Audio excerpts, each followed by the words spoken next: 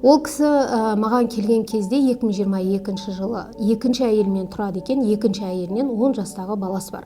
Бірақ баяғы бағзы заманда бірінші әйелі болған, бала шағасы болған, бірінші әйел оны тастаған, ажырасқан, сол бірінші әйеліне керемет қылып өзін дәлелдеймін деп кредитке көлік алған, талтаңдап жүрген, киінген, барлығын көрсеткен бірінші әйел, сонда да оны мойындамаған.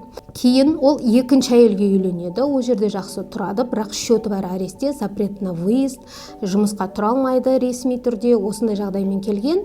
2022 жылы келген, бір жыл ол кісінің ісімен айналысып, счетін аресттен шеше алмаймен, өйткені сот шешімдер заң күшінен кеткен давно. 2023 жылы мен ол кісіні банкроттыққа жіберіп, 4 887 000 кредитін банкроттыққа жіберіп, ол кісінің көзі ашылып, запрет на выезд, шетелге шығуға мүмкіндік ашылып, және ресми түрде жұмысқа тұрып, өмірінде бірінші рет Каспий карта ашып, әбден арқа жарқа болды.